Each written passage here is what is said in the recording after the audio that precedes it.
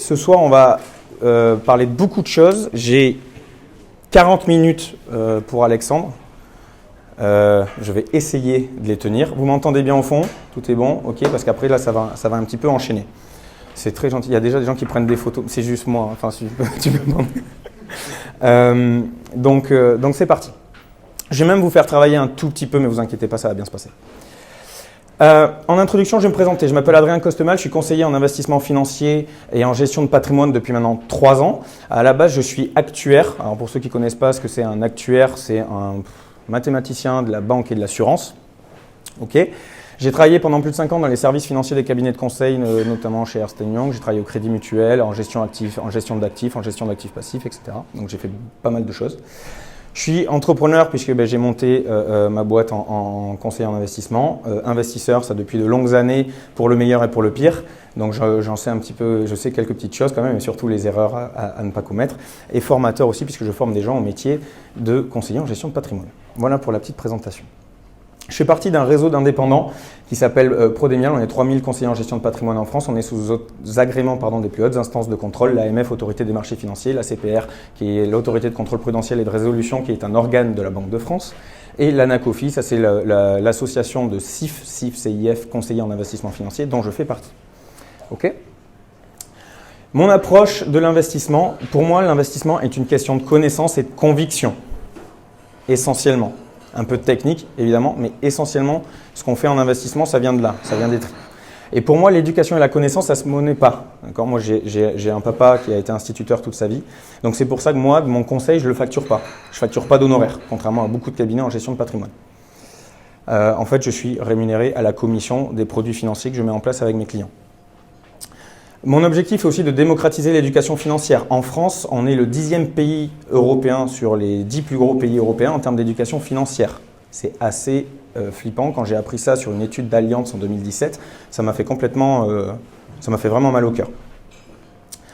Je souhaite rendre accessible à tous l'accompagnement de conseil. C'est aussi pour ça qu'il n'y a pas d'honoraires. Travailler en toute transparence. Je pense qu'aussi le monde de la finance n'a pas un blason très très propre et une réputation très très saine, et je pense que c'est à juste titre vu ce qui s'est passé sur les 10, 15, 20 dernières années. Donc c'est aussi essayer de travailler autrement pour avoir les meilleures des pratiques. Donner à tous la capacité d'investir sur leur propre projet, accompagner sur du long terme via un suivi régulier. Très souvent, j'en ai marre en fait, là c'est mon moment coup de gueule.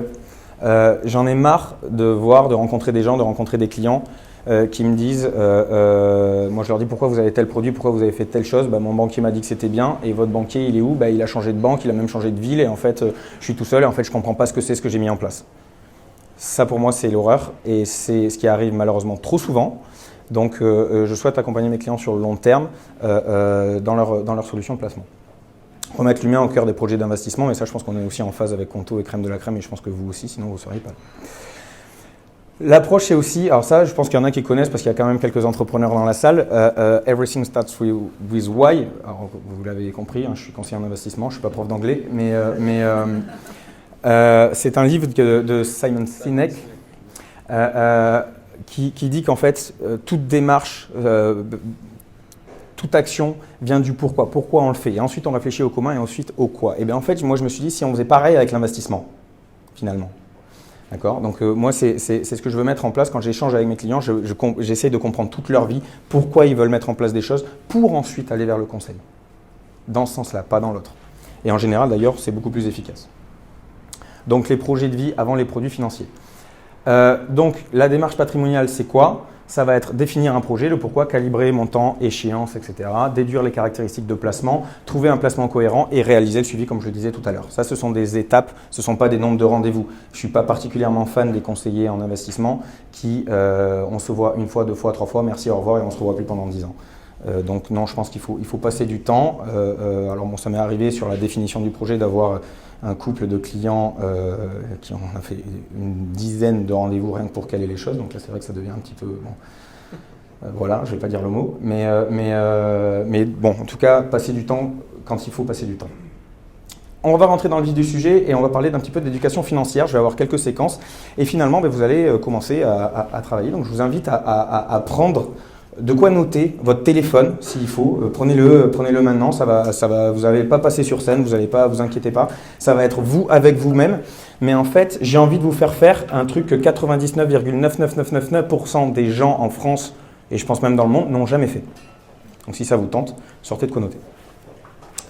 Vous allez chiffrer votre liberté financière. Qui dans la salle a envie de gagner des millions d'euros? Levez la main. Ok. Et vous, monsieur. Donc, je vais vous poser une petite question. Si vous gagnez 1 million d'euros, qu'est-ce que vous achetez? Réponse A, 340 000 packs de Kronenbourg, véridique, c'est chiffré. Des tickets de loto pour gagner encore plus. Des biens de luxe, le confort. Ou votre liberté financière.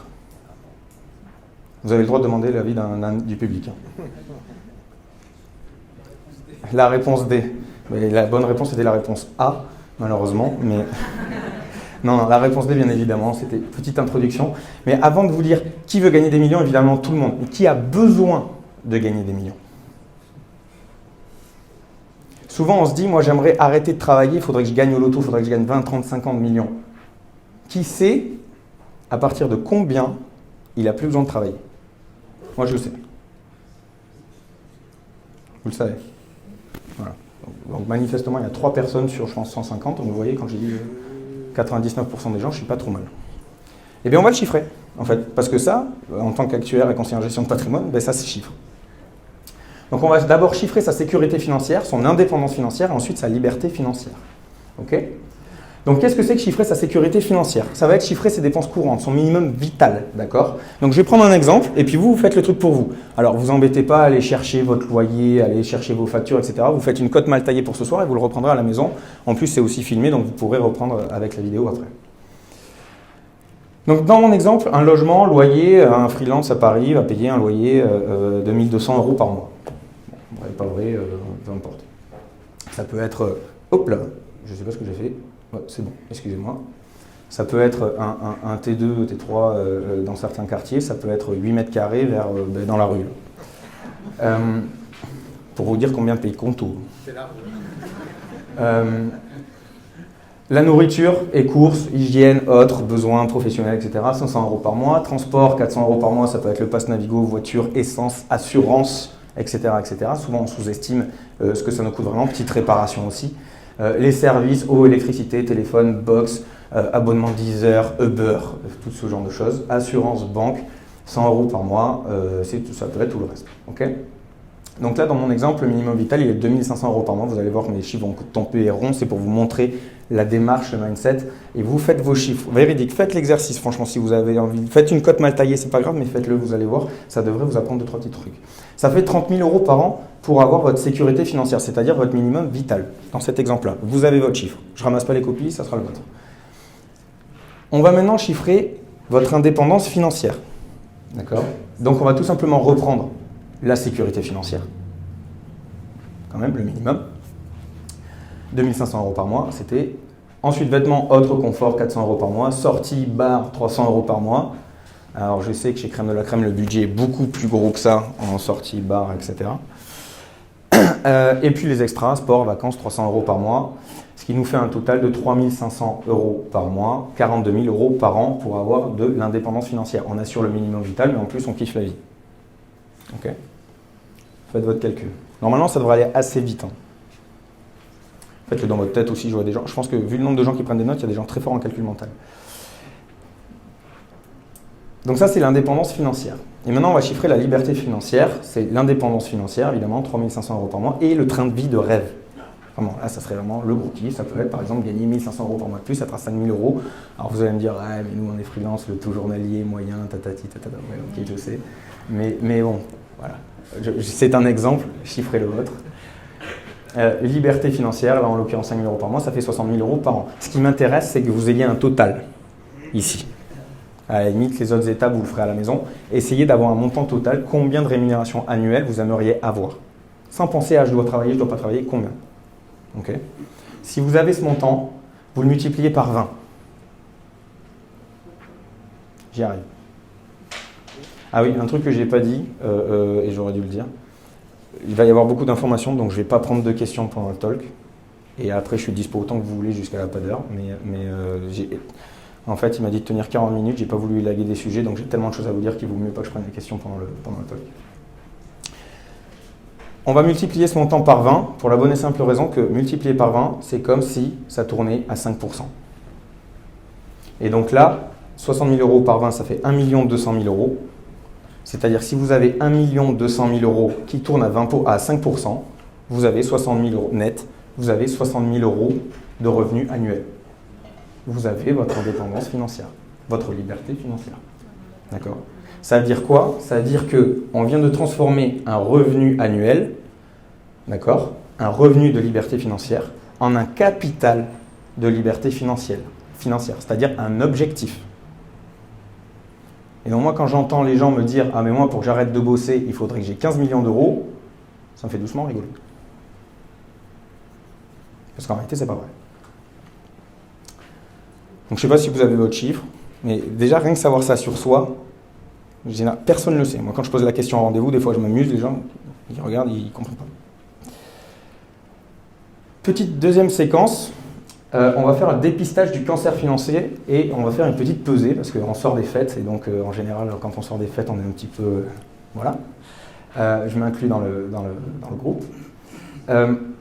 Donc, là, ça va être un petit peu plus compliqué à prendre en note, donc à la limite, essayer de retenir le mindset et quelques bribes, c'est le plus important. Ce qui va être intéressant de se dire, c'est quel est... Là, vous avez un objectif de liberté financière. Alors, certains l'atteindront, d'autres ne l'atteindront pas. Je suis désolé de vous le dire, moi, je ne suis pas là pour vendre du rêve. La majorité d'entre vous ne l'atteindront pas. Parce que peut-être aussi la majorité d'entre vous ne se fixe pas comme objectif. Là, je vais essayer de vous montrer comment réfléchir à prendre du recul sur votre comportement économique du quotidien. Ok ? Donc, on va prendre le passé. Combien d'argent vous avez gagné dans votre carrière ? Parce que très souvent, pareil, il y a plein de gens qui me disent « j'aimerais bien gagner des millions ». Mais techniquement, vous les gagnez. Et vous les gagnez tous à l'échelle d'une vie. Même un smicard gagne des millions. Si j'additionne tous ces salaires pendant 42 ans de carrière, on n'est pas loin du million. Donc, c'est mesurer tout l'argent qui est passé entre vos mains. Salaire, prime, revenu locatif, héritage, intérêt de placement, etc., etc. Donc, quelqu'un qui aurait 20 ans d'expérience et qui aurait gagné 3 000 euros par mois en moyenne sur 20 ans, il aurait gagné, sous possession, 840 000 euros. Alors après, je suis d'accord, hein. On paye son loyer, on paye ses charges, on paye la bouffe, on paye les études des enfants, on paye plein de choses. Mais techniquement, il y a 840 000 euros qui lui est passé entre les mains. Est-ce que vous vous êtes déjà posé cette question pour vous ? Combien d'argent est passé entre mes mains ? En général, pas grand monde. Là, je pense qu'on est même moins que 99,99%. Ensuite, il y a combien d'argent vous avez gardé ? C'est là que ça commence à faire mal. Là, on part sur les 340 000 packs de Cronenbourg. Donc, vous arrêtez de travailler, combien il vous reste en fait ? Pour une raison quelconque, vous arrêtez de travailler, combien il vous reste ? Donc là, j'ai pris un exemple, 63 000 euros. Épargne, placement, immobilier locatif, pas la résidence principale. Pourquoi je ne compte pas la résidence principale ? Est-ce que quelqu'un a la réponse ? Parce que ça ne rapporte pas. La résidence principale n'est pas un actif financier. C'est un passif. Et vous avez de la chance, si j'ai un peu de temps, je vous le ferai à la fin de l'intervention. Je regarde le monde, mais je ne sais même pas à quelle heure j'ai commencé en fait. Donc, petit ratio sur le comportement passé, 63 000 sur 840 000, ça fait que la personne a économisé environ 7,50% de l'argent qui est passé entre ses mains. Ok. Est-ce que ça vous paraît beaucoup ? Ouais, ça vous paraît beaucoup ? Okay. Comportement présent, combien vous gagnez aujourd'hui ? Là, la personne a eu des augmentations ou en fait, elle a quitté le monde du salariat et elle est devenue freelance. Et elle va gagner 5 000 euros par mois net. Je dis ça, mais s'il y a des freelances qui ne gagnent pas 5 000 euros par mois net, je vais me faire lyncher. Combien vous mettez mensuellement de côté aujourd'hui ? Ça peut être par exemple 300 euros par mois, 2 prélèvements de 150 euros par mois. Okay. Et finalement, ça donne un comportement d'épargnant de 300 euros sur 5 000, ça fait 6%. Et souvent, il y a plein de gens qui me disent « ouais, mais je gagne plus, je vais épargner plus ». Ça, c'est pas vrai. Un comportement économique, c'est une habitude. J'ai vu des gens gagner entre 5 et 10 000 euros par mois, même plus que 10 000 euros par mois, épargner moins que des gens qui en gagnent 3 000. Parce que épargner et investir, c'est une habitude. Si la personne, elle ne prend pas l'habitude, quand elle gagne 3 000 € par mois, à 10 000 € par mois, elle ne le fera pas non plus. Alors après, ne me dites pas où ça se dilapide, mais ça se dilapide, croyez-moi. Et c'est vertigineux. Donc finalement, ce qui est intéressant aussi de se poser comme question, c'est de se dire, entre mon comportement passé et le comportement que j'ai aujourd'hui, quelle est l'évolution? Est-ce que j'épargne plus qu'avant? Ou est-ce que j'épargne moins qu'avant? Et ça en dit énormément. Et donc ensuite, futur, le futur, c'est très bien. Combien vous pensez gagner jusqu'à votre retraite? Alors j'ai gardé le salaire de 5 000 € par mois. Il reste 25 ans de carrière à peu près, hein, si on travaille jusqu'à 45 ans. Alors l'âge pivot est en pleine discussion, donc on ne va pas s'emballer. Ça fait à peu près 1,5 million. 5 000 € par mois pendant 25 ans, ça fait 1,5 million. Ok? Et là, on maintient le comportement. Comme je vous l'ai dit tout à l'heure, quelqu'un qui n'a pas pris les bonnes habitudes, il ne va pas les changer. Donc on maintient le comportement économique. Ça veut dire que la personne épargne 6% de ce qu'elle gagne. J'ai pas le, voilà. Elle gagne 6% elle épargne 6% de ce qu'elle gagne. Donc 6% de 1,5 million, elle va épargner 90 000 € dans les 25 années à venir. Ok? Croyez-moi, j'ai fait le test plein de fois. Quand j'ai démarré dans le métier, tous mes clients, je faisais ça pour voir, pour avoir mes stats, pour comprendre le comportement économique des gens que j'avais en face. Alors vous allez me dire, tu ne l'as pas fait avec des freelances, c'est vrai. Mais je peux vous dire que j'en ai vu quelques-uns. Donc au total, cette personne-là a eu 2 340 000 € qui est passé entre ses mains. Et en a gardé 153 000 €. Est-ce que ça vous paraît beaucoup? Quand elle part à la retraite, elle part avec 153 000 €. C'est le patrimoine moyen de quelqu'un qui part à la retraite en France. Résidence principale incluse, pour le coup. Donc en vrai, c'est moins que ça. On est en France, dans un pays où les gens partent à la retraite avec 150 000 € en moyenne. Et c'est une moyenne, donc ça veut dire qu'il y a des gens, c'est encore beaucoup plus bas. Il faut avoir conscience de ça, et donc après ça fait, bon là, ces petites stats, ça ne sert pas à grand chose, mais quel a été le comportement de l'épargne. C'est pour ça qu'il y a un chiffre en gestion de patrimoine où on dit très souvent, essayez d'épargner 10% de ce que vous gagnez. Et en fait, quelqu'un qui épargne 10% de ce qu'il gagne et qui le place en moyenne, alors j'ai plus le chiffre, c'est entre 4 et 5%, et s'il fait ça sur toute une vie, il gagnera autant à la retraite que tout ce qu'il a gagné dans sa vie. C'est à peu près une stat, c'est une cote mal taillée, il faudra le chiffrer vraiment correctement, avec des intérêts, etc. Mais c'est à peu près ça. Ok? Alors par contre, je pense qu'il faut que je décolle un peu le micro parce que je me mets à lécher le micro, donc c'est bizarre. Et d'ailleurs, je ne suis pas le premier à parler vu le goût de ça. Mais... donc ça, c'est le cancer financier. Maintenant, il va y avoir la pesée du superflu. Okay. Qui épargne dans la salle? Levez la main. Ok, la majorité. Qui investit dans la salle? Levez la main. Ok, déjà moins de mains levées. Ok. Qui, des fois, a la sensation d'un petit peu craquer sur ses dépenses? Levez la main dans la salle. Ouais, ok. Il y a des gens, ils hésitent quand même. Ils ne veulent pas se mouiller. Qui sait, pour 1 € épargné, combien d'argent il dépense en superflu? Ah, une personne. Ok. Mais ça sert à ça, en fait, la pesée du superflu. C'est aussi comprendre mon comportement économique. Quand est-ce que je craque par rapport à ce que je garde? D'accord? Donc, la personne que j'avais pris tout à l'heure a gagné 63 000 €. Alors, évidemment, combien vous coûte votre superflu? Alors, le superflu, c'est quoi? C'est comme je vous dis, c'est les craquages. Parce qu'il faut vivre quand même.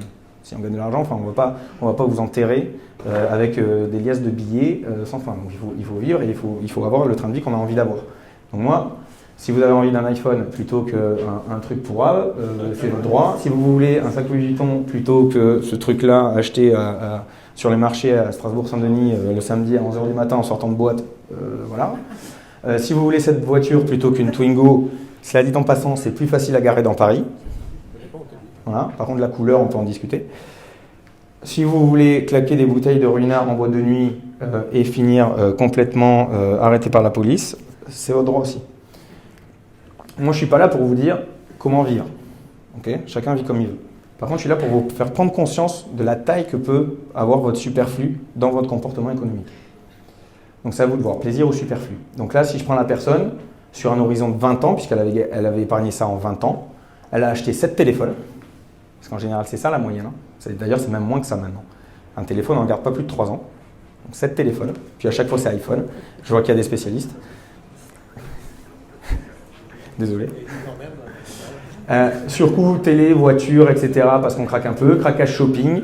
Voilà, j'ai chiffré 15 000 euros, 8 000 euros. Soirée, 20 000 euros. 20 000 euros de soirée sur... on a vraiment un spécialiste là, je crois. J'aimerais tellement faire votre étude patrimoniale, monsieur. Soirée, 20 000 euros quand on fait un petit peu l'américain, mais en réalité, pendant 20 ans, ça fait 1 000 euros par an. Donc si vous faites 10 soirées par an, ça fait 100 balles par soirée.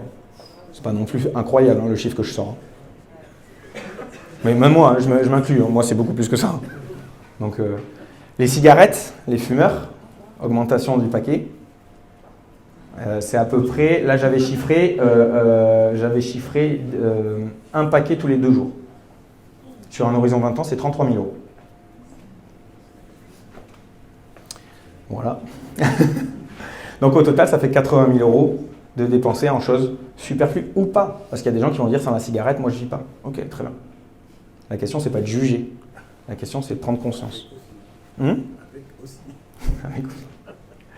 Donc le poids, là en l'occurrence, ça serait 80 000 sur 63 000, ça serait 1,27. Pour 1 euro épargné, il y aurait 1,27 € craqué. Si je prends le comportement présent, ben sur les 300 euros d'épargne mensuelle, en maintenant le comportement économique de l'épargnant, parce que c'est ce qui se passe, ben du coup, la personne, elle jette 381 euros par mois. Alors, si à la fin du mois, on a un reste à vivre de 1 1500 euros, on s'en rend même pas compte.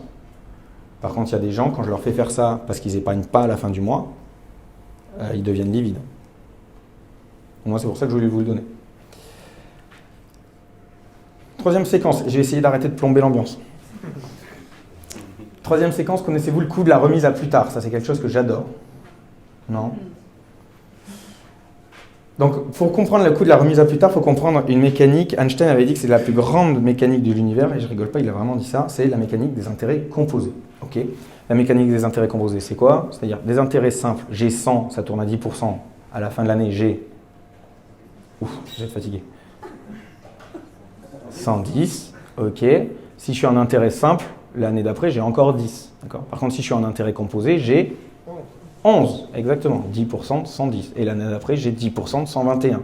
Okay. Et l'année d'après, 10% de 133, etc. etc. Ok? C'est juste ça, la mécanique des intérêts composés, mais je vais vous sortir 2-3 petits chiffres. On va prendre l'exemple de quelqu'un qui épargne 100 euros par mois dès l'âge de 20 ans. Ok? On est d'accord? Quasiment personne dans cette salle. Non, mais moi non plus. À 20 ans, moi, on ne m'a pas fait ces schémas-là. Donc moi, à 20 ans, je ne l'ai pas fait. Et il est fou sous son matelas, il ne les place pas. 0%. Combien il a à 65 ans quand il part à la retraite?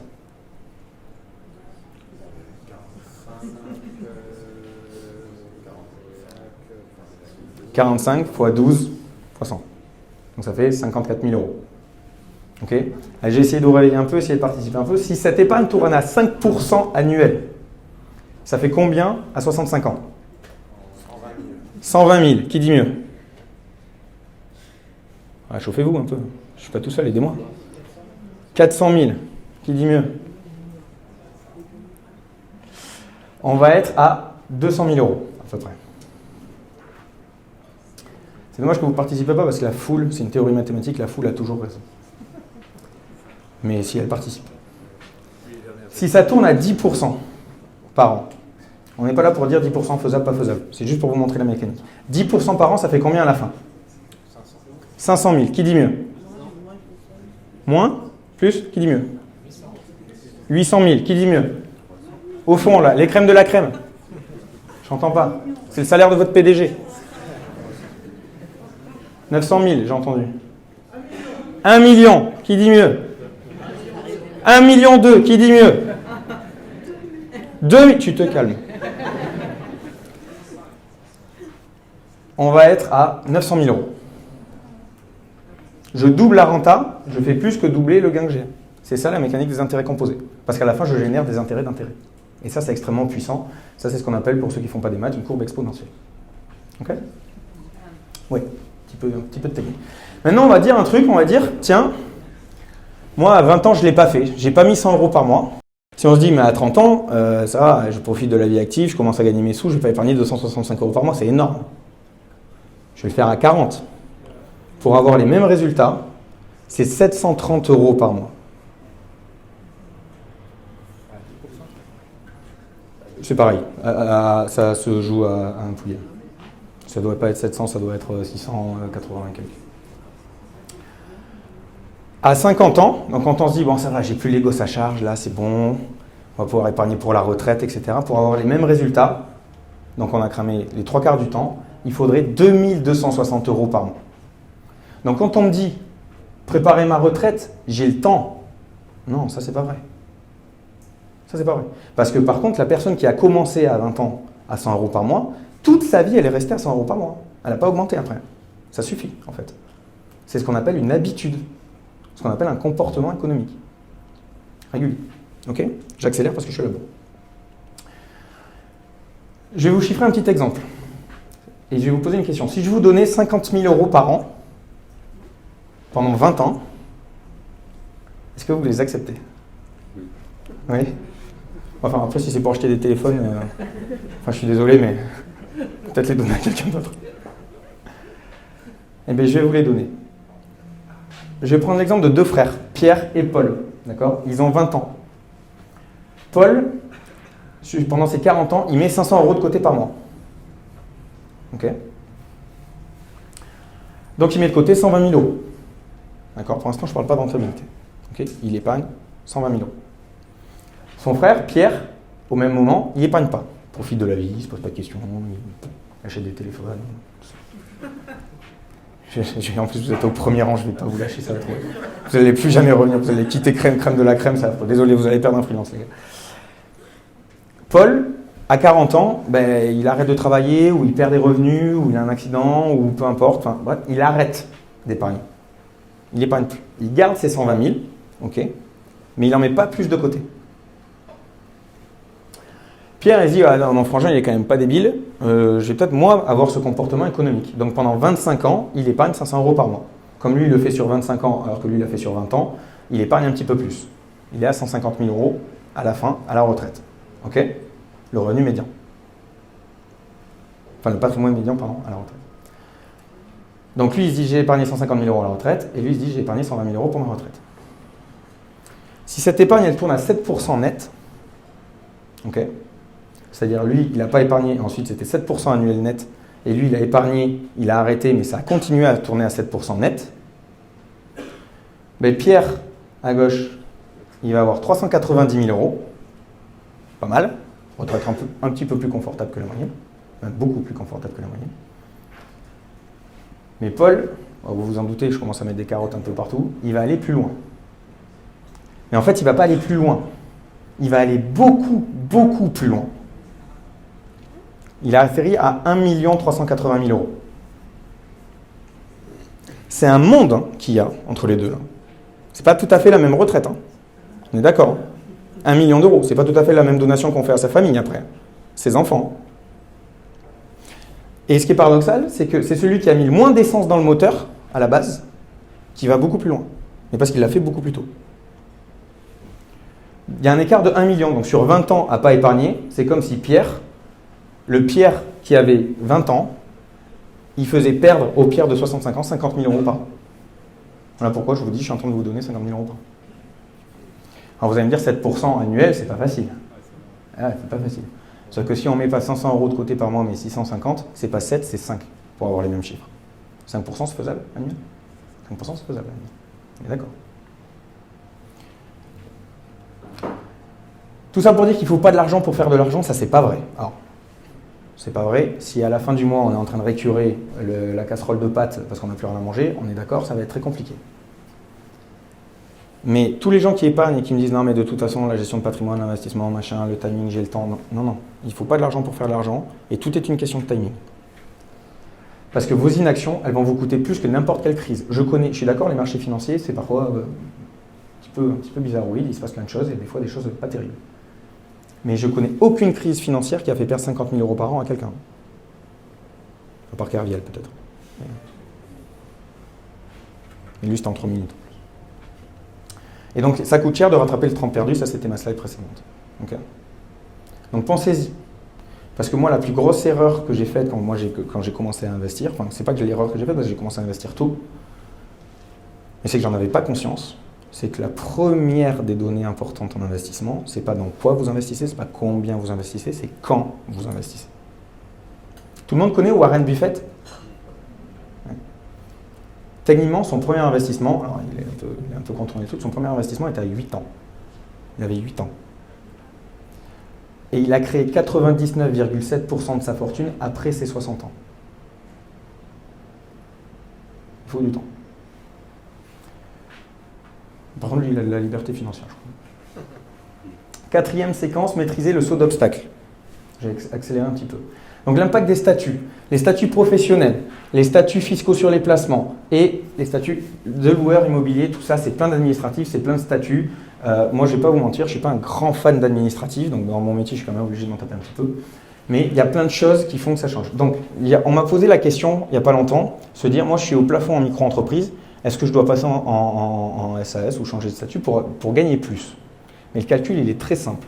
En moyenne, en micro-entreprise, votre ratio 1 euro gagné, combien j'ai à la fin, quand on enlève les charges et quand on enlève l'impôt sur le revenu, c'est 65%. Donc vous gagnez 1 euro à la fin, net de fiscalité, net de tout. Alors je ne prends pas en compte la TVA pour ceux qui auraient de la TVA, mais c'est 65 centimes. Ok, à peu près. Ce qui fait que sur 70 000 euros, vous avez à peu près 45 500 euros net. Pas à peu près, j'ai fait le calcul tout à l'heure. Quand vous faites une SASU, SAS, unipersonnelle, donc une société par action simplifiée, mais où vous êtes tout seul, ce ratio il est plus faible, parce que vous avez plus de charges, vous avez de l'impôt sur les sociétés. Vous allez me dire, l'impôt sur les sociétés, ça s'optimise. Qui est en société personne morale dans la salle? Ok, on va dire un tiers. Okay. Quand vous êtes en SASU, le ratio, ça va être un petit peu plus faible. On va être entre 55 et 60%. Pour 1 euro gagné, combien il y a en net? Okay. Après, il y a des professions où c'est très spécifique. Les avocats ou les choses comme ça, bon, il y a encore d'autres charges, d'autres trucs à payer. Okay. Mais ça veut dire quoi? Ça veut dire que pour que ce soit intéressant, il suffit de dire, si je suis en micro-entreprise à 70 000 euros par an, je gagne 45 500, pour avoir la même chose en SASU, il faut que je gagne 45 000 divisé par 60%. Ça monte à 76 000 euros. Il y a 6 000 euros d'écart. Donc si vous vous dites, je passe en société, je travaille un petit peu plus, mais comme ça je facture un petit peu plus, sur un taux journalier moyen de freelance, je ne sais pas de quoi c'est 500 euros, j'imagine, un truc comme ça, un taux journalier de freelance, je me trompe, ouais, il y a des gens qui acquiescent, 500 euros, ça fait qu'en gros, il faut bosser 12 jours de plus dans l'année. Et ça devient intéressant de passer en SAS. Il est facile le calcul. Hein. Alors après, à ne pas prendre au pied de la lettre, à chiffrer avec vos charges, votre protection sociale, votre impôt, etc., votre situation matrimoniale, etc., etc. Mais en gros, le calcul, c'est une règle de 3. Ça ne va pas plus loin que ça. Je vais prendre les questions à la fin, parce que je suis vraiment à la bourre. Je t'invite à la noter. Sur SARL? Sur SARL, alors, très intéressant, mais non, je n'ai pas le chiffre. Sur SARL, je pense que ça doit être à peu près que SASU. C'est beaucoup plus, parce que c'est pas le même statut social. Ouais, c'est pas le même statut social, mais par contre, il y a un plus fort abattement de mémoire. En fait, ça dépend, parce que là, SASU, j'ai pris rémunération dividende imposée à l'IR.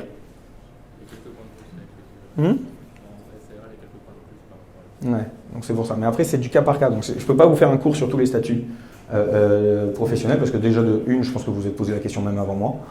Mais en plus, c'est du cas par cas. Donc je ne vais pas faire une généralité, ça serait impossible à tirer comme généralité. EURL, par exemple, ou SARL, va y avoir une meilleure protection sociale, normalement, qu'on peut mettre en place. C'est plus intéressant en SARL et en EURL de se payer en salaire et pas en dividende. Voilà. Donc il y a des petites spécificités. Je sais que la EURL et la SARL, si on gagne beaucoup et qu'on se paye en salaire, le ratio net peut être meilleur qu'une SASU si la SASU on décide de se salarier. Donc après, ça dépend de votre situation. Si vous avez moins de 30 ans, pas de femme, pas d'enfant, ou pas de mari, pas d'enfant d'ailleurs, je pourrais dire ça comme ça, vous vous dites dividende et on y va à plein de balles, parce que finalement, pérennité des revenus, c'est pas très grave. Si vous avez une maison remboursée, des gosses, etc., et que vous voulez finalement vous salarier, ça sera peut-être le statut qui sera plus intéressant. En fait, j'ai envie de vous dire, everything starts with why. Pourquoi vous voulez avoir votre boîte et quelles sont vos problématiques personnelles pour définir le statut. Pas l'inverse. La personne qui dit moi j'ai fait le même statut que mon pote, aïe, pas bon. En général, 9 fois sur 10, c'est que ne fallait pas suivre l'idée. Statuts fiscaux sur les placements, on peut mettre l'impôt sur le revenu où il y a ce qu'on appelle la flat tax, 30%, 12,8 d'impôts, 17,2 de prélèvements sociaux. Ok, ça sur les plus-values qu'on fait sur les placements. Pourquoi des fois opter sur l'impôt sur le revenu? Si votre impôt est plus faible que 12,8%. Tout simplement, ça peut arriver. Et pareil pour les statuts de loueurs en immobilier, il va y avoir le microfoncier, le régime réel, loueur meublé non professionnel et loueur meublé professionnel qui ont chacun des abattements différents et une manière d'imposer différente. Je ne rentre pas dans le détail, sinon j'en ai pour 2 heures. Il y a un autre impact, c'est la méconnaissance des produits. Je suis désolé Alex, je m'excuse dès maintenant, je tiendrai jamais. Ouais, ça va être chaud au niveau timing. Mais je vais accélérer. Livret A, PEL, PEI, PERCO, donc ça va être les plans d'épargne d'entreprise, mais bon, vous, ça ne vous concerne pas trop. PER, plan épargne retraite, d'accord, tout ce qui a été Madelin, tout ça, ça a été refondu. Cette part-là, donc là, je vous mets un peu un niveau de risque et un niveau de rentabilité. Donc on est d'accord, les produits bancaires, ça rapporte pas grand-chose, désolé qu'on tout de dire ça, mais c'est la vérité. L'immobilier, on va être aux alentours de 6%. On peut booster un petit peu la renta immobilier si on fait ce qu'on appelle du démembrement. Ceux qui étaient là la dernière fois, j'en avais un petit peu parlé, j'en parlerai pas ce soir. Les SCPI de rendement en renta brute, si on les fait en cash, vont être à peu près en dessous de 5%. Si c'est des bancaires, elles vont être même bien en dessous. Par contre, si on le fait à crédit, on peut venir talonner l'immobilier classique. L'assurance vie, on va être aux alentours de 4, 4,5 de rentabilité nette de frais, nette de tout. Mais évidemment, si on a une allocation dynamique, on va plutôt aller par là. Et si on a une allocation très prudente, en fait, on va plutôt tendre par ici. Des produits structurants, on va chercher un peu plus de renta, du crowdfunding. Novaxia, c'est de la rénovation d'immobilier parisien, c'est du capital immobilier. Le plan épargne action, qui est très risqué et qui rapporte finalement pas énormément plus que certaines autres solutions. Le capital investissement, qui est une solution de défiscalisation. Donc très souvent, la défiscalisation est boostée par l'effet de la défiscalisation, justement, et notamment justement le gérant industriel qui, lui, pète les scores. Okay, là, vous pouvez prendre la photo, il n'y en a pas d'autres qui apparaissent. Donc vous voyez, tout ça, qui connaît tous ces produits? Personne. Ah, tous, sans exception. Il n'y en a quasiment pas. Et en fait, la méconnaissance des produits, c'est un vrai obstacle. Okay, j'avance, parce que je suis à la bourre. L'impact sur la fiscalité, évidemment. Donc, qui sait calculer son impôt sur le revenu? Ok, on va dire la moitié, c'est trop peu. Martin déclare 35 000 €, on retire 10% de forfait. Alors d'accord, si vous êtes en BNC freelance, en fait, on va retirer 34% et on n'aura pas les 10%. Ok, on divise par le nombre de parts, j'accélère, il est célibataire. Ensuite, on applique les tranches qui ont changé, d'accord. Normalement, ceux qui sont à TMI 30 ont gagné un tout petit peu d'impôt, on va dire à peu près, pour quelqu'un qui paierait 8 000 € d'impôt, ils ont gagné entre 300 et 400 € à peu près. Pour ceux qui en payent beaucoup, en fait, vous en payez plus. L'application du barème se fait par tranche pour avoir le montant d'impôt. Okay, j'avance parce que je suis vraiment très en retard. L'impact de la fiscalité, c'est par rapport à l'argent que vous gagnez, comment évolue votre impôt. Mais si je prends une évolution de salaire, comme ceci, voilà comment évolue l'impôt. Voilà. Et ça, il faut en avoir conscience. Parce que l'impôt, la fiscalité, est un vrai levier d'enrichissement. Mais c'est un vrai levier qui peut plomber vos placements si vous ne le maîtrisez pas. Imaginez que vous avez 1 € et que cet euro double tous les ans. Je suis d'accord, 100% de renta par an, c'est pour l'exemple, c'est pour vous montrer l'effet pervers de l'impôt. Donc, année 1, j'ai 1 €, année 2, j'ai 2 €, puis intérêt composé, 4, 8, 16. Au bout de 20 ans, j'ai 1 048 €. Ok, très intéressant. Vous payez un impôt de 30% sur le bénéfice. Donc, année 1, année 2, vous êtes à 70 centimes, puisque vous avez doublé 1 €, mais vous perdez 30%, ça fait 1,7 €. Année 3, 2,9, 4, 4,9, 5, 8,4. Vous voyez que déjà, on est à 2 fois moins rien qu'au bout de 5 ans. Au bout de 20 ans,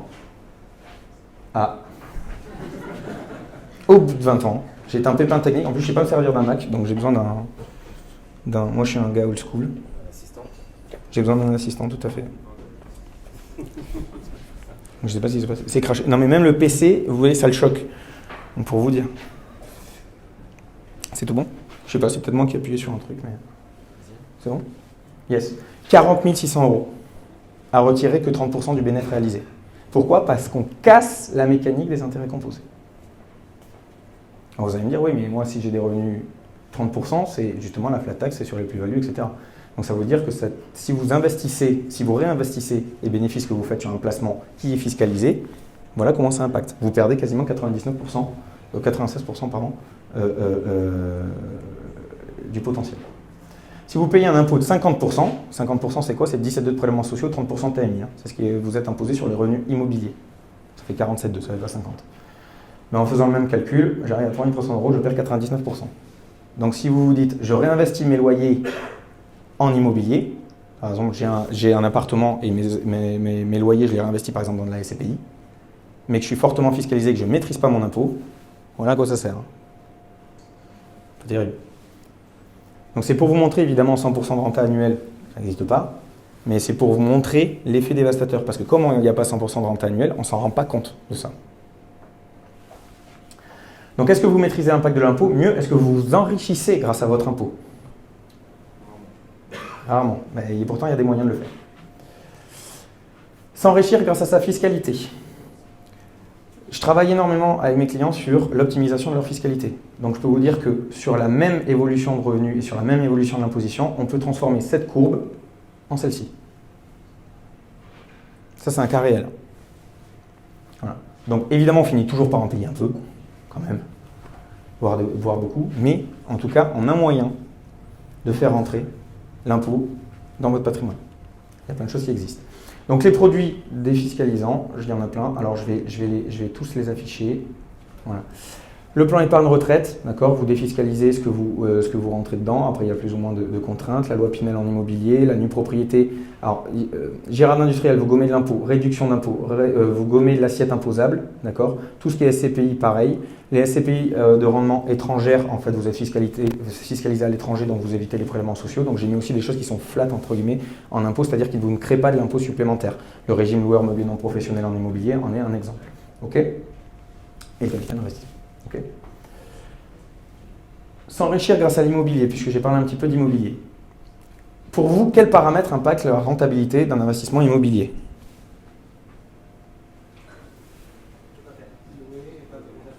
Pardon? Plus fort. Location et valorisation. Location? Et valorisation. Valorisation, ouais, quoi d'autre? Prix d'achat, ouais, quoi d'autre? Le lieu, non, ça, on s'en fout dans la renta. Les charges. Les charges, lesquelles?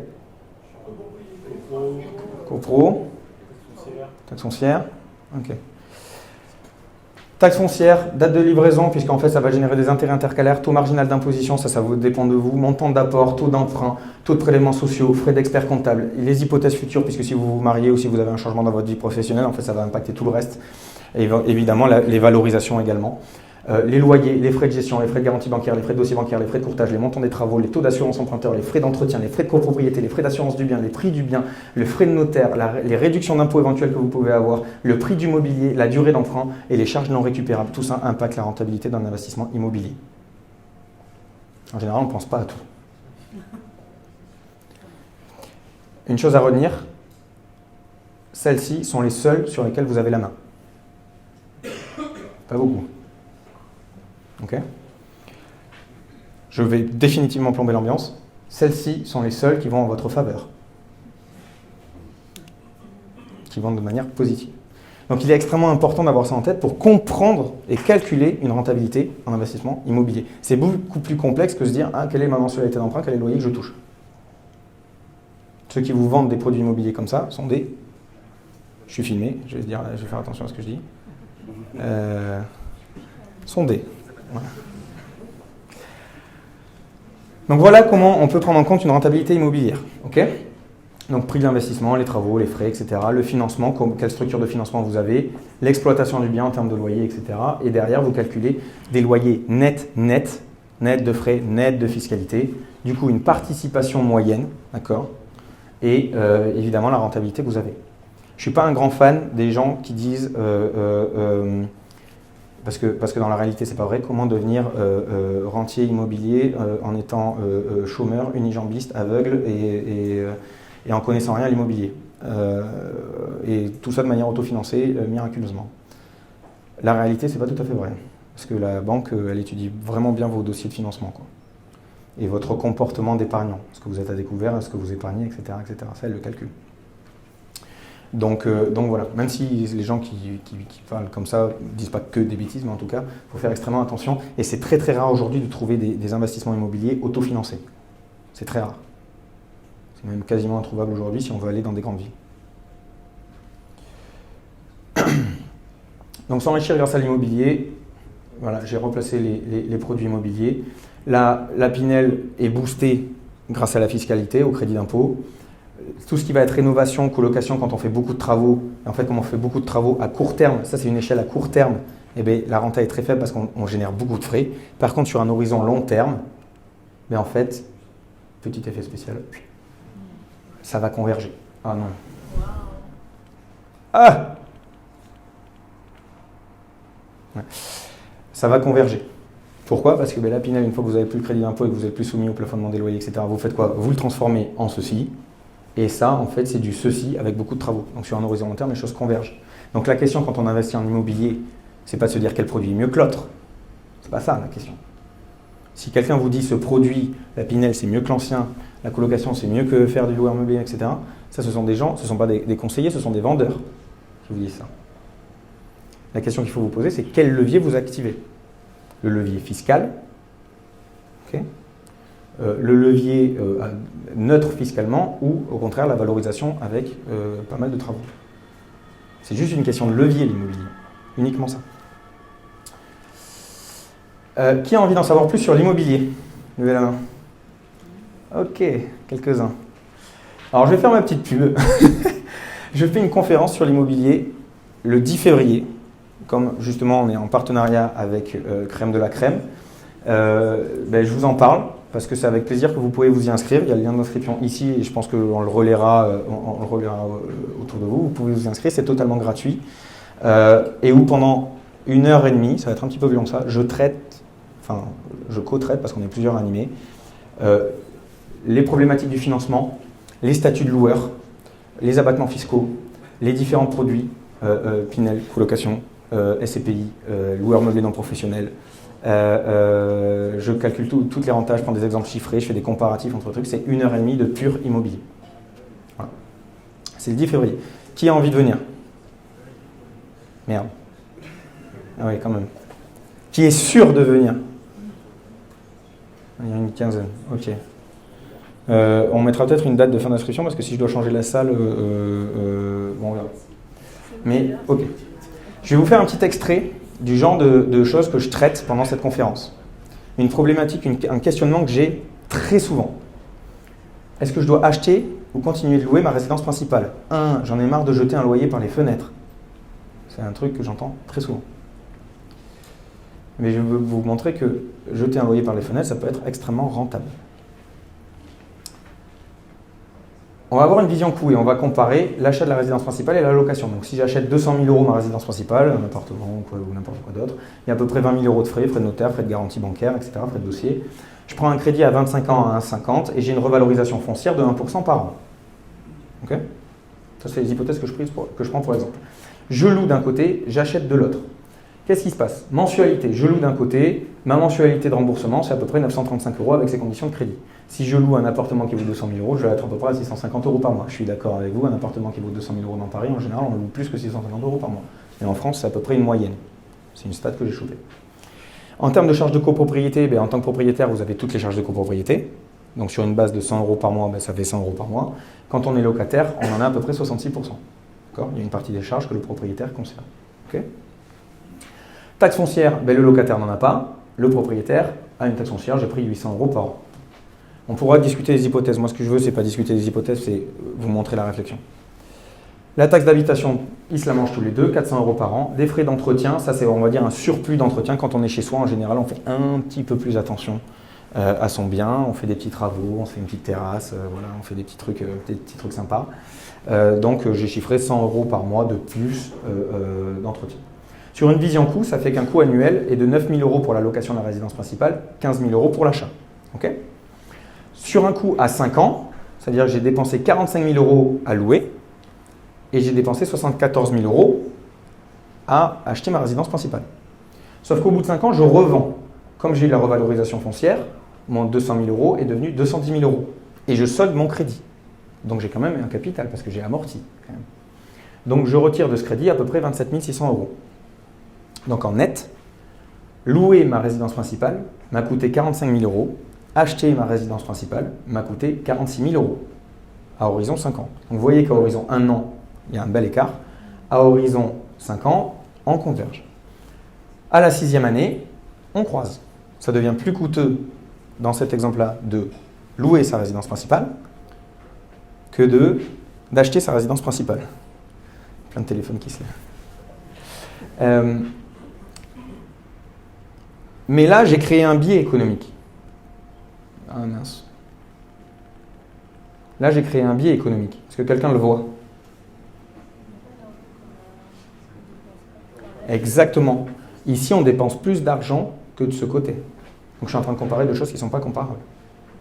Si je calcule la iso-participation, c'est-à-dire le coût annuel de louer, c'est 9 000 euros, le coût d'acheter, c'est 15 000 euros, c'est-à-dire qu'il y a entre les deux 5 800 euros d'écart que techniquement, je peux investir.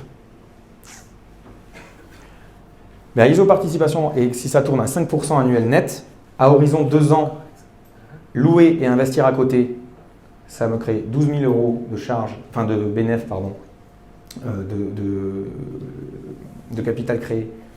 Contre la résidence principale, si j'achète et que je revends au bout de 2 ans, en fait, j'ai beau avoir eu une revalorisation foncière, j'ai eu tellement de frais à l'achat, les frais de notaire, etc., qu'en fait, je ne rentre pas dans mes frais. Donc l'écart est de 13 600 euros. À horizon 5 ans, l'écart, 34 000 euros pour louer et acheter, et louer et investir, pardon, et acheter d'un côté, l'écart est de 6 500 euros.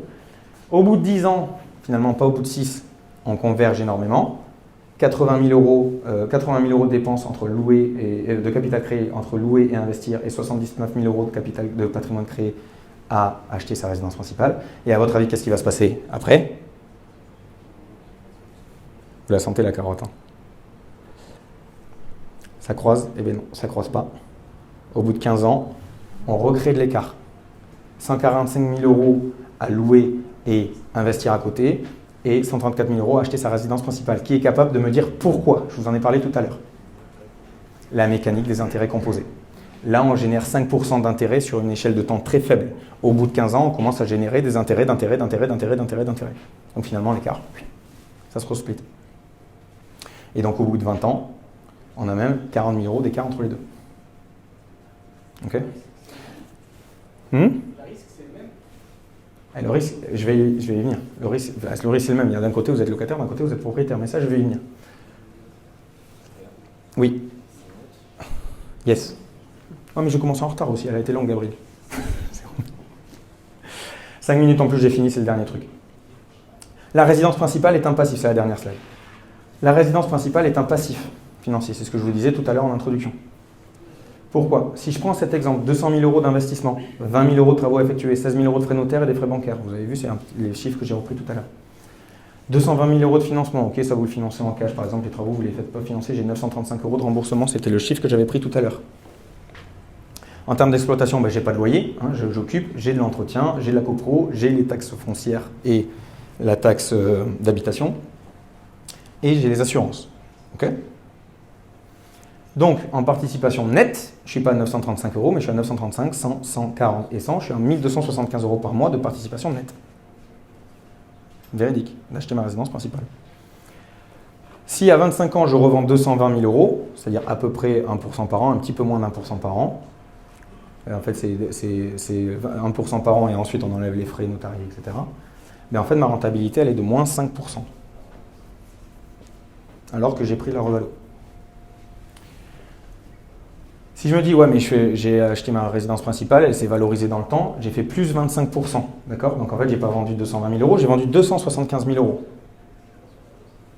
Mais en fait, je suis à moins 3% dans ce cas-là. Si je voulais une opération blanche, genre finalement, ma résidence principale, j'ai fait une telle plus-value qu'en fait, au total, ça ne m'a jamais rien coûté. Ben en fait, il faudrait faire plus de 200% dans ce cas-là. Donc, tous les gens, et vu la moyenne d'âge, je vais être politiquement moins correct, je vais dire tous nos parents qui nous ont dit achète ta résidence principale, crois-moi, c'est un investissement rentable, c'est pas vrai. Parce que je ne crois pas que beaucoup aient fait plus de 200% sur un horizon 25 ans. 200%. Mais les charges, c'est pas les mêmes aussi. Pas de vous dire n'achetez pas votre résidence principale. C'est pas ça que je suis en train de dire. Attention, qu'on ne se me prenne pas. Hein. Je suis en train de dire achetez votre résidence principale pour les bonnes raisons. La résidence principale, ce n'est pas un actif financier, c'est un passif. La résidence principale, c'est un produit de prévoyance. Le risque, je ne sais plus qui posait la question, je crois que c'est vous, il vous arrive un truc, vous ne pouvez plus travailler, vous avez un toit. Vous avez femme et enfant, il vous arrive un truc, ils ont un toit. Quand vous êtes locataire, ce n'est pas le cas. Sauf si vous avez investi à côté dans l'immobilier. Mais tous les gens qui se disent « moi je vais acheter ma résidence principale parce que j'en ai marre de jeter un loyer par les fenêtres », ça c'est la mauvaise raison de le faire. Parce que d'un point de vue rentabilité, c'est pas vrai. Pas toujours vrai. On peut discuter de tous les chiffres. Mais pour vous montrer que les choses, elles ne sont pas si gravées dans le marbre que ça. Okay, ça, c'est le genre de truc que je traite pendant la conférence de la soirée de l'immobilier. Donc voilà, vous pouvez vous y inscrire, on fera partager le lien. Je vous remercie pour votre attention et je suis à disposition pour vos questions.